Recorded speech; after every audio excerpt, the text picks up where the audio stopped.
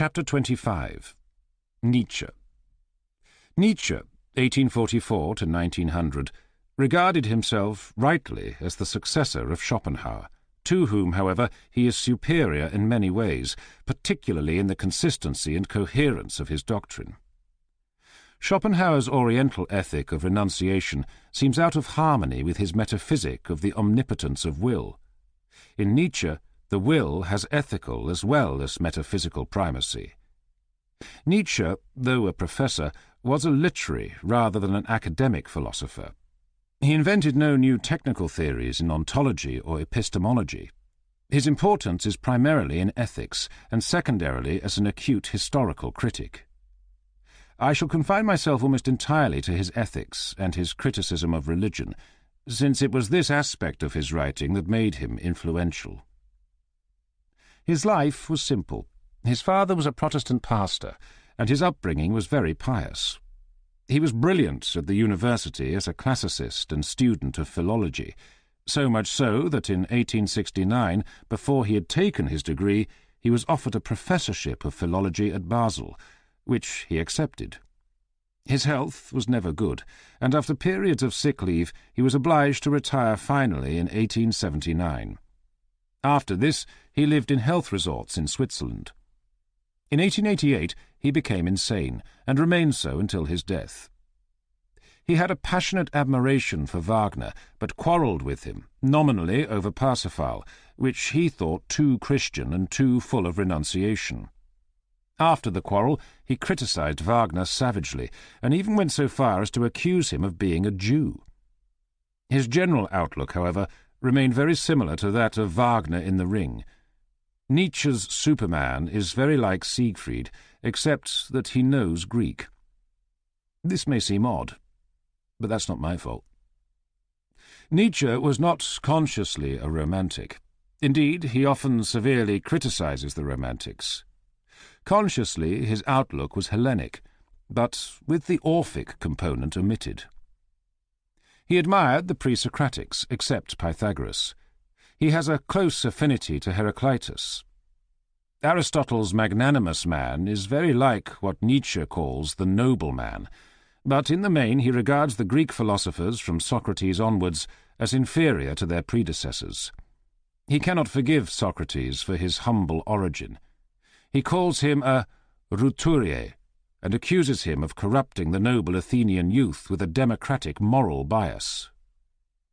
Plato, especially, is condemned on account of his taste for edification. Nietzsche, however, obviously does not quite like condemning him, and suggests to excuse him that perhaps he was insincere and only preached virtue as a means of keeping the lower classes in order. He speaks of him on one occasion as a great Cagliostro. He likes Democritus and Epicurus, but his affection for the latter seems somewhat illogical, unless it is interpreted as really an admiration for Lucretius. As might be expected, he has a low opinion of Kant, whom he calls a moral fanatic à la Rousseau. In spite of Nietzsche's criticism of the Romantics, his outlook owes much to them. It is that of aristocratic anarchism, like Byron's, and one is not surprised to find him admiring Byron.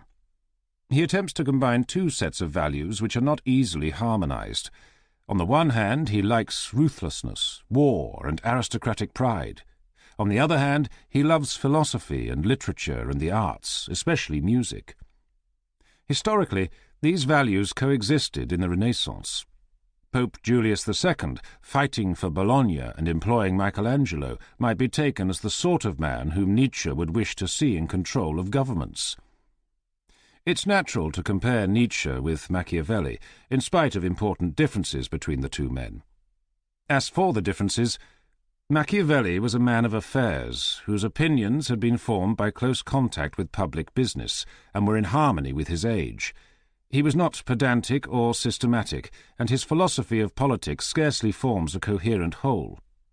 Nietzsche, on the contrary, was a professor, an essentially bookish man, and a philosopher in conscious opposition to what appeared to be the dominant political and ethical trends of his time. The similarities, however, go deeper. Nietzsche's political philosophy is analogous to that of the prince, not the discourses, though it is worked out and applied over a wider field. Both Nietzsche and Machiavelli have an ethic which aims at power and is deliberately anti-Christian, though Nietzsche is more frank in this respect. What Caesar Borgia was to Machiavelli, Napoleon was to Nietzsche. A great man defeated by petty opponents. Nietzsche's criticism of religions and philosophies is dominated entirely by ethical motives. He admires certain qualities which he believes, perhaps rightly, to be only possible for an aristocratic minority. The majority, in his opinion, should be only means to the excellence of the few, and should not be regarded as having any independent claim to happiness or well-being. He alludes habitually to ordinary human beings as the bungled and botched, and sees no objection to their suffering if it is necessary for the production of a great man. Thus the whole importance of the period from 1789 to 1815 is summed up in Napoleon. The revolution made Napoleon possible. That is its justification. We ought to desire the anarchical collapse of the whole of our civilization if such a reward were to be its result. Napoleon made nationalism possible. That is the latter's excuse. Almost all of the higher hopes of this century, he says, are due to Napoleon. He is fond of expressing himself paradoxically, and with a view to shocking conventional readers. He does this by employing the words good and evil with their ordinary connotations, and then saying that he prefers evil to good. His book, Beyond Good and Evil, really aims at changing the reader's opinion as to what is good and what is evil, but professes, except at moments, to be praising what is evil and decrying what is good. He says, for instance, that it's a mistake to regard it as a duty to aim at the victory of good and the annihilation of evil. This view is English and typical of that blockhead John Stuart Mill, a man for whom he has a specially virulent contempt. Of him he says, "I abhor the man's vulgarity when he says, 'What is right for one man is right for another.' Do not to others that which you would not that they should do unto you." Such principles would fain establish the whole of human traffic upon mutual services, so that every action would appear to be a cash payment for something done to us. The hypothesis here is ignoble to the last degree. It is taken for granted that there is some sort of equivalence in value between my actions and thine. True virtue, as opposed to the conventional sort, is not for all, but should remain the characteristic of an aristocratic minority. It is not profitable or prudent. It isolates its possessor from other men. It is hostile to order and does harm to inferiors. It is necessary for higher men to make war upon the masses and resist the democratic tendencies of the age, for in all directions mediocre people are joining hands to make themselves masters. Everything that pampers, that softens, and that brings the people, or woman, to the front, operates in favour of universal suffrage, that is to say, the dominion of inferior men. The seducer was Rousseau, who made woman interesting. Then came Harriet Beecher Stowe and the slaves, then the socialists with their championship of workmen and the poor. All these are to be combated. Nietzsche's ethic is not one of self-indulgence in any ordinary sense. He believes in Spartan discipline and the capacity to endure as well as inflict pain for important ends. He admires strength of will above all things. "I test the power of a will," he says, "according to the amount of resistance it can offer and the amount of pain and torture it can endure, and know how to turn to its own advantage. I do not point to the evil and pain of existence with the finger of reproach, but rather entertain the hope that life may one day become more evil and more full of suffering than it has ever been." He regards compassion as a weakness to be combated. The object is to attain that enormous energy of greatness which can model the man of the future by means of discipline, and also by means of the annihilation of millions of the bungled and botched, and which can yet avoid going to ruin at the sight of the suffering created thereby, the like of which has never been seen before. He prophesied with a certain glee an era of great wars. One wonders whether he would have been happy if he had lived to see the fulfillment of his prophecy. He is not, however, a worshipper of the state. Far from it. He is a passionate individualist, a believer in the hero. The misery of a whole nation, he says, is of less importance than the suffering of a great individual. The misfortunes of all these small folk do not together constitute a sum total, except in the feelings of mighty men. Nietzsche is not a nationalist, and shows no excessive admiration for Germany. He wants an international ruling race, who are to be the lords of the earth. A new vast aristocracy, based upon the most severe self-discipline, in which the will of philosophical men of power and artist tyrants will be stamped upon thousands of years. He is also not definitely anti-Semitic, though he thinks Germany contains as many Jews as it can assimilate, and ought not to permit any further influx of Jews. He dislikes the New Testament, but not the Old, of which he speaks in terms of the highest admiration. In justice to Nietzsche, it must be emphasized that many modern developments which have a certain connection with his general ethical outlook are contrary to his clearly expressed opinions. Two applications of his ethic deserve notice. First, his contempt for women. Second, his bitter critique of Christianity. He is never tired of inveighing against women. In his pseudo-prophetical book, Thus Spake Zarathustra, he says that women are not as yet capable of friendship. They are still cats, or birds, or at best cows. Man shall be trained for war, and woman for the recreation of the warrior. All else is folly. The recreation of the warrior is to be of a peculiar sort, if one may trust his most emphatic aphorism on this subject. Thou goest to woman? Do not forget thy whip. He is not always quite so fierce, though always equally contemptuous. In The Will to Power he says, We take pleasure in woman as in a perhaps daintier, more delicate and more ethereal kind of creature.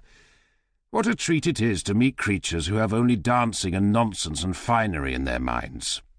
They have always been the delight of every tense and profound male soul. However, even these graces are only to be found in women so long as they are kept in order by manly men. As soon as they achieve any independence, they become intolerable. Woman has so much cause for shame.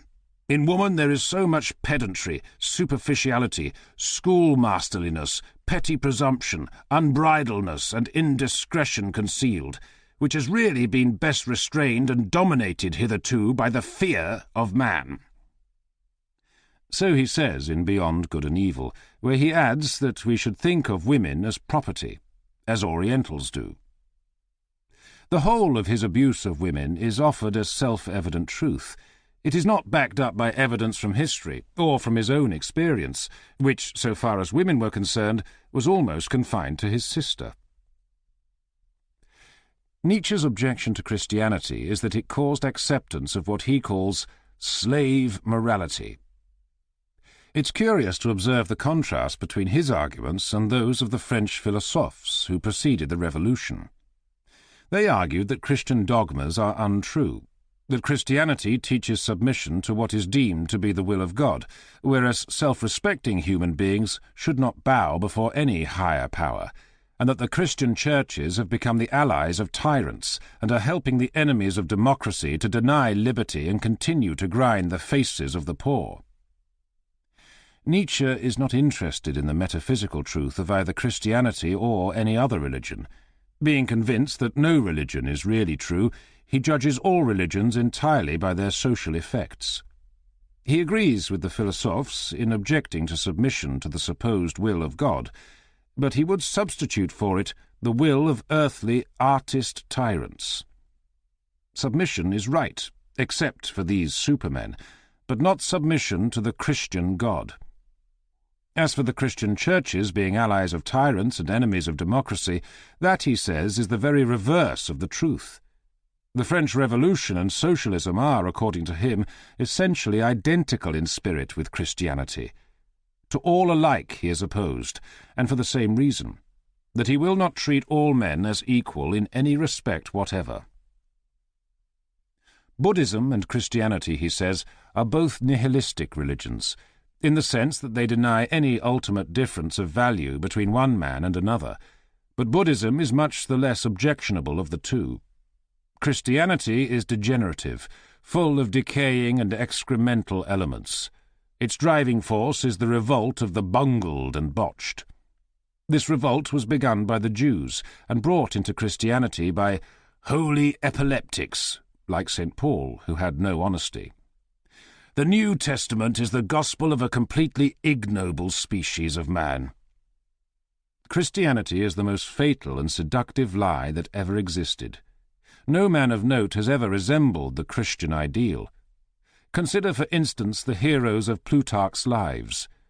Christianity is to be condemned for denying the value of pride, pathos of distance, great responsibility, exuberant spirits, splendid animalism, the instincts of war and of conquest, the deification of passion, revenge, anger, voluptuousness, adventure, knowledge. All these things are good, and all are said by Christianity to be bad. So Nietzsche contends. Christianity, he argues, aims at taming the heart in man. But this is a mistake. A wild beast has a certain splendour which it loses when it is tamed. The criminals with whom Dostoevsky associated were better than he was, because they were more self-respecting. Nietzsche is nauseated by repentance and redemption, which he calls a folie circulaire. It is difficult for us to free ourselves from this way of thinking about human behaviour. We are heirs to the conscious vivisection and self-crucifixion of 2,000 years. There is a very eloquent passage about Pascal, which deserves quotation because it shows Nietzsche's objections to Christianity at their best. What is it that we combat in Christianity? That it aims at destroying the strong, at breaking their spirit, at exploiting their moments of weariness and debility, at converting their proud assurance into anxiety and conscience trouble, that it knows how to poison the noblest instincts and to infect them with disease, until their strength, their will to power, turns inwards against themselves, until the strong perish through their excessive self-contempt and self-immolation, that gruesome way of perishing, of which Pascal is the most famous example. In place of the Christian saint, Nietzsche wishes to see what he calls the noble man, by no means as a universal type, but as a governing aristocrat. The noble man will be capable of cruelty, and, on occasion, of what is vulgarly regarded as crime. He will recognize duties only to equals. He will protect artists and poets, and all who happen to be masters of some skill, but he will do so as himself a member of a higher order than those who only know how to do something. From the example of warriors, he will learn to associate death with the interests for which he is fighting, to sacrifice numbers and take his cause sufficiently seriously not to spare men, to practice inexorable discipline, and to allow himself violence and cunning in war. He will recognize the part played by cruelty in aristocratic excellence. Almost everything that we call higher culture is based upon the spiritualizing and intensifying of cruelty. The noble man is essentially the incarnate will to power. What are we to think of Nietzsche's doctrines? How far are they true? Are they in any degree useful? Is there in them anything objective, or are they the mere power fantasies of an invalid? It is undeniable that Nietzsche has had a great influence, not among technical philosophers, but among people of literary and artistic culture. It must also be conceded that his prophecies as to the future have, so far, proved more nearly right than those of liberals or socialists. If he is a mere symptom of disease, the disease must be very widespread in the modern world. Nevertheless, there is a great deal in him that must be dismissed as merely megalomaniac.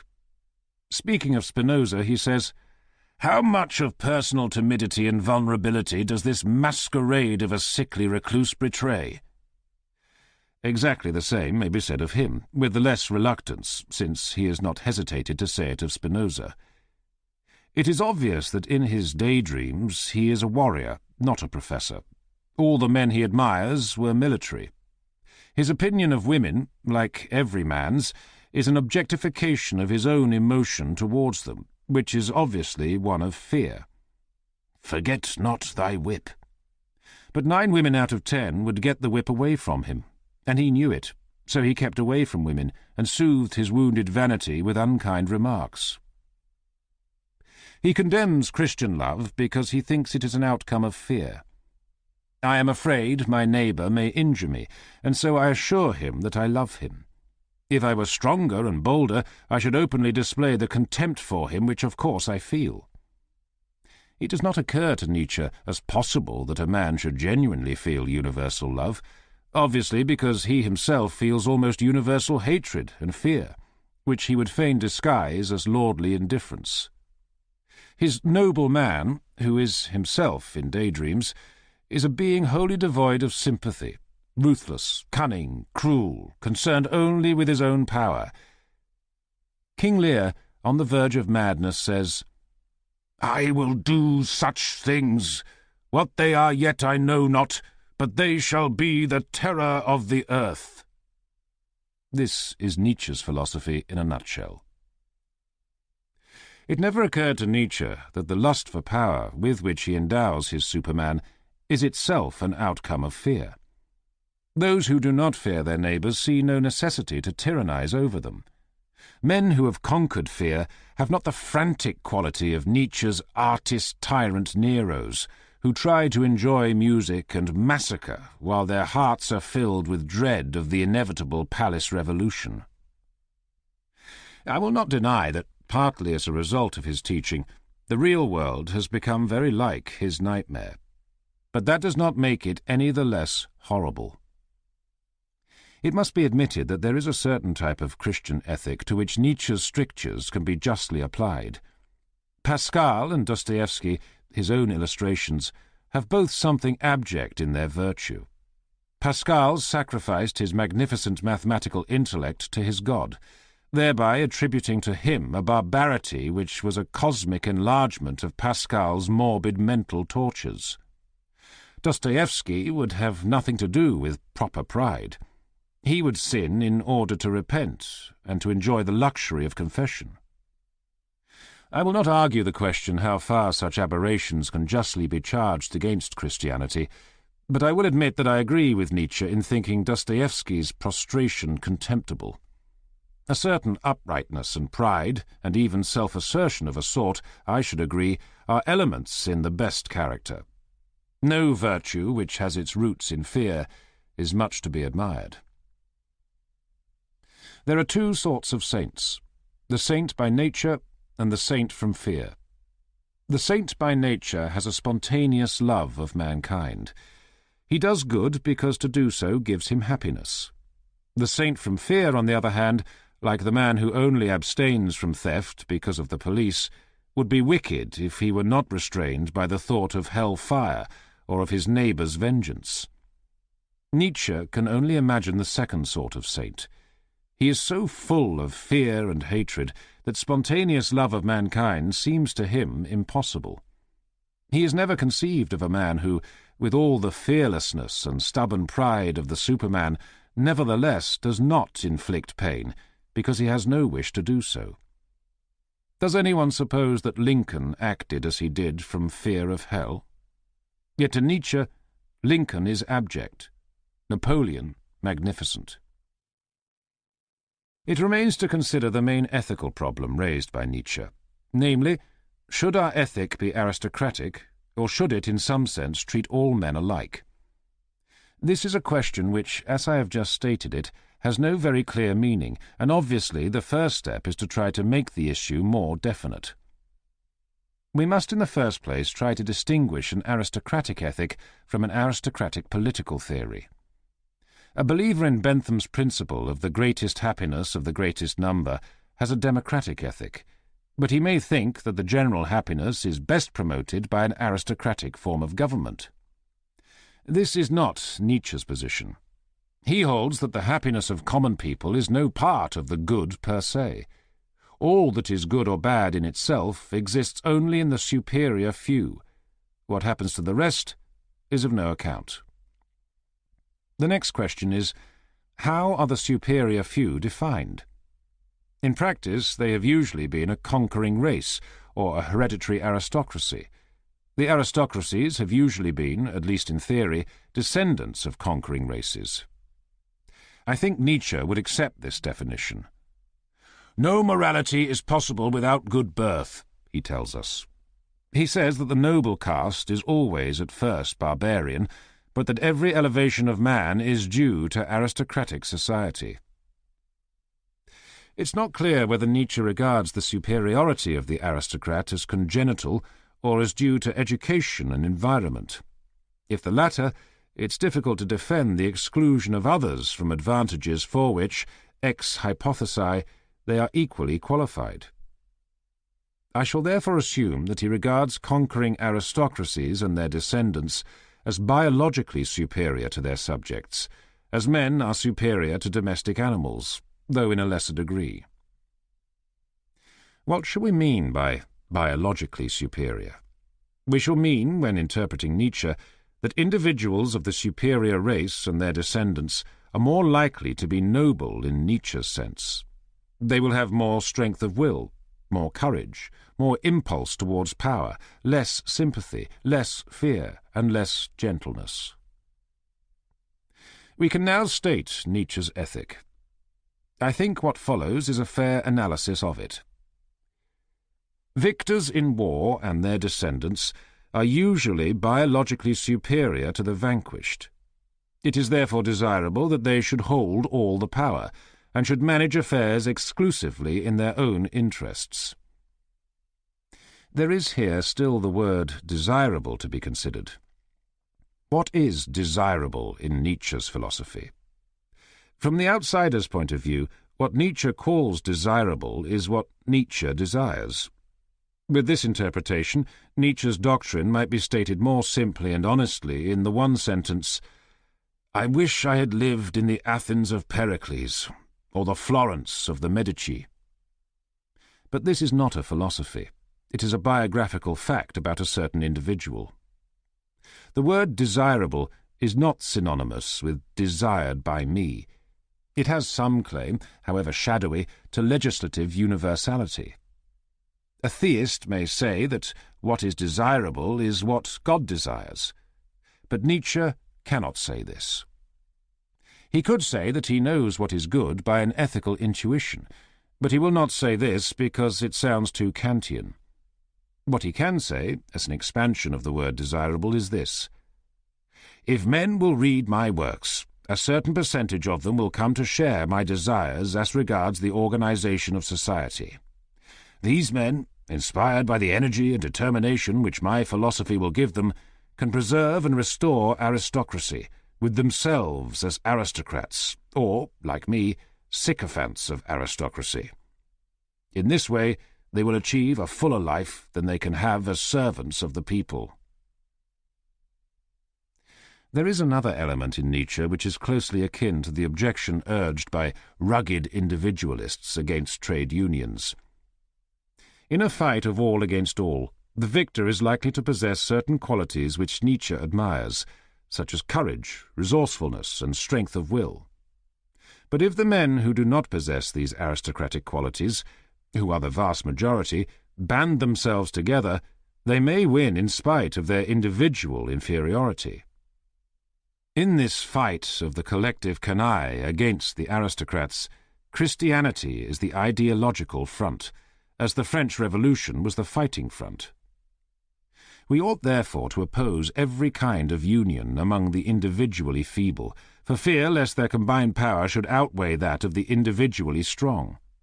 On the other hand, we ought to promote union among the tough and virile elements of the population. The first step towards the creation of such a union is the preaching of Nietzsche's philosophy.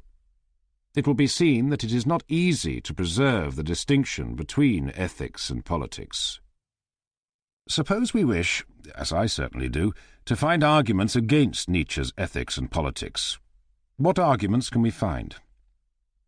There are weighty practical arguments, showing that the attempt to secure his ends will in fact secure something quite different. Aristocracies of birth are nowadays discredited. The only practicable form of aristocracy is an organization like the Fascist or the Nazi Party. Such an organization rouses opposition and is likely to be defeated in war. But if it is not defeated, it must before long become nothing but a police state, where the rulers live in terror of assassination and the heroes are in concentration camps. In such a community, faith and honour are sapped by delation, and the would-be aristocracy of supermen degenerates into a clique of trembling poltroons. These, however, are arguments for our time. They would not have held good in past ages, when aristocracy was unquestioned. The Egyptian government was conducted on Nietzschean principles for several millennia. The governments of almost all large states were aristocratic until the American and the French revolutions. We have therefore to ask ourselves whether there is any good reason for preferring democracy to a form of government which has had such a long and successful history. Or rather, since we are concerned with philosophy, not politics, whether there are objective grounds for rejecting the ethic by which Nietzsche supports aristocracy. The ethical, as opposed to the political question, is one as to sympathy. Sympathy, in the sense of being made unhappy by the sufferings of others, is to some extent natural to human beings. Young children are troubled when they hear other children crying. But the development of this feeling is very different in different people. Some find pleasure in the infliction of torture. Others, like Buddha, feel that they cannot be completely happy so long as any living thing is suffering. Most people divide mankind emotionally into friends and enemies, feeling sympathy for the former, but not for the latter. An ethic such as that of Christianity or Buddhism has its emotional basis in universal sympathy. Nietzsche's in a complete absence of sympathy. He frequently preaches against sympathy, and in this respect one feels that he has no difficulty in obeying his own precepts. The question is, if Buddha and Nietzsche were confronted, could either produce any argument that ought to appeal to the impartial listener? I'm not thinking of political arguments. We can imagine them appearing before the Almighty, as in the first chapter of the book of Job, and offering advice as to the sort of world he should create. What could either say? Buddha would open the argument by speaking of the lepers, outcast and miserable, the poor, toiling with aching limbs and barely kept alive by scanty nourishment, the wounded in battle dying in slow agony, the orphans ill-treated by cruel guardians, and even the most successful haunted by the thought of failure and death. From all this load of sorrow, he would say, a way of salvation must be found, and salvation can only come through love. Nietzsche, whom only omnipotence could restrain from interrupting, would burst out when his turn came. "Good heavens, man! You must learn to be of tougher fibre. Why go about snivelling because trivial people suffer? Or, for that matter, because great men suffer? Trivial people suffer trivially. Great men suffer greatly, and great sufferings are not to be regretted because they are noble. Your ideal is a purely negative one, absence of suffering, which can be completely secured by non-existence. I, on the other hand, have positive ideals. I admire Alcibiades and the Emperor Frederick II and Napoleon. For the sake of such men, any misery is worthwhile. I appeal to you, Lord, as the greatest of creative artists. Do not let your artistic impulses be curbed by the degenerate, fear-ridden maunderings of this wretched psychopath." Buddha, who in the courts of heaven has learnt all history since his death, and has mastered science with delight in the knowledge and sorrow at the use to which men have put it, replies with calm urbanity, "You are mistaken, Professor Nietzsche, in thinking my ideal a purely negative one. True, it includes a negative element, the absence of suffering, but it has in addition quite as much that is positive as is to be found in your doctrine. Though I have no special admiration for Alcibiades and Napoleon, I too have my heroes. My successor, Jesus, because he told men to love their enemies. The men who discovered how to master the forces of nature and secure food with less labor. The medical men who have shown how to diminish disease. The poets and artists and musicians who have caught glimpses of the divine beatitude. Love and knowledge and delight in beauty are not negations. They are enough to fill the lives of the greatest men that have ever lived. All the same, Nietzsche replies, your world would be insipid. You should study Heraclitus, whose works survive complete in the Celestial Library. Your love is compassion, which is elicited by pain. Your truth, if you are honest, is unpleasant, and only to be known through suffering. And as to beauty, what is more beautiful than the tiger, who owes his splendour to his fierceness? No. If the Lord should decide for your world, I fear we should all die of boredom. You might, Buddha replies, because you love pain, and your love of life is a sham. But those who really love life would be happy as no one can be happy in the world as it is. For my part, I agree with Buddha as I have imagined him.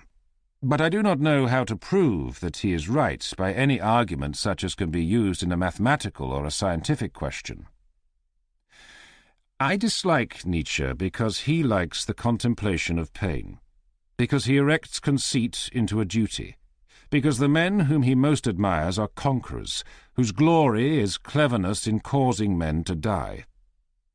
But I think the ultimate argument against his philosophy, as against any unpleasant but internally self-consistent ethic, lies not in an appeal to facts, but in an appeal to the emotions. Nietzsche despises universal love. I feel it the motive power to all that I desire as regards the world. His followers have had their innings, but we may hope that it is coming rapidly to an end.